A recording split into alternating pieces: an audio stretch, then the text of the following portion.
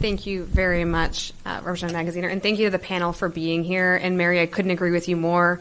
Representing Annapolis and Maryland, whether we call it climate change or sea level rise, nuisance flooding, whatever it is happening, it's happening at an increased level. And just like Florida, my home state is incredibly vulnerable to the impacts of an unpredictable weather. I also want to take a moment because I think I might represent a few folks in this room. NOAA staff, please know that the House Democrats, thank you for your service. We understand what you deliver for the American people every single day, and I apologize that you are not receiving the respect that you deserve. So please just know that we are with you. I do want to hone in on a couple of pieces because I think what's really difficult at this moment in time with the flooding of the zone strategy from this White House, it's often hard for us to prove a negative. It's hard for us to tell our constituents the services they are used to, many of us were born with, and we pay taxes to support, what happens when they suddenly disappear. And we've heard from this White House that this is about efficiency. We've heard that most of these functions can move to the private sector. I'm going to ask you to just help us message this because we are all policy wonks around this table. It's why we chose the Natural Resources Committee, frankly.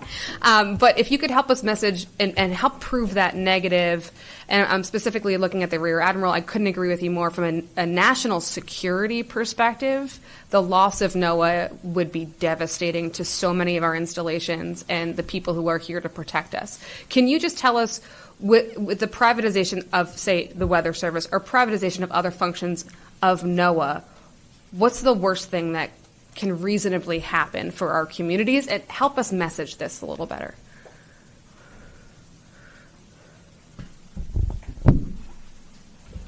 So the worst thing that can happen, again, is looking at loss of life or loss in terms of warfighting advantage in some type of conflict going forward. Again, I look at our success, whether it's Navy SEALs going ashore on beaches, whether it's submarines that are transiting. And remember, we've had a submarine that has run into a seamount in 2021 with the USS Connecticut, and in 2005, the San Francisco. They were not well charted. It was understood. The Navy and NOAA, again, chart the oceans of the world with allies, but they're responsible for that. So the worst thing that can happen is that, one, we have loss of life because the data that we're relying on all of a sudden has been slowed down or stopped. The critical contracts that were talked about that we rely on to improve data processing, to get that data to the users to understand where you're going, what's happening with the weather, it doesn't make it to the end user and something happens. Or we also look at other things that could happen in terms of, like you said, our coastal communities. Hurricane forecasting and typhoon forecasting rely on the data from NOAA, whether it's satellite data, it's ocean obs, it's ship observations, whatever it may be. Reductions in that data and that information provide critical threats to our military infrastructure. Ships that sort out of Norfolk and San Diego rely on that information about upcoming storms, especially hurricanes on the East Coast. What if in Jacksonville they don't get it in time to make the right decision to sortie the ships out of Mayport? It's not just billions of dollars of ship damage, it's lives that are at stake. So these type of decisions, these are the things that I'm worried about because these are the worst things that can happen. And I'll just say one more point. What happens if we go to war with China in the Western Pacific? We don't have that home field advantage anymore right now in certain parts of it. We lose that, then I don't need to tell you what could happen.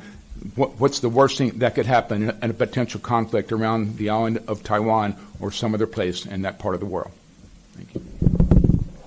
I think if I could just comment on that quickly from the weather point of view, NOAA is operating billions of dollars worth of satellites and the high-performance infrastructure. I have no idea what the plan is. Are we going to have a fire sale for them and give them out, and then you buy some services like a warning? It makes no sense, and we've actually had that to the point where the private weather companies are worried about it going this way, because what's going to happen is there's going to be a big winner that'll create a monopoly. And one of the beauties of the system that we've had is you can start a weather company in your garage, and that's how AccuWeather started. So, you know, you're pushing more to billionaires.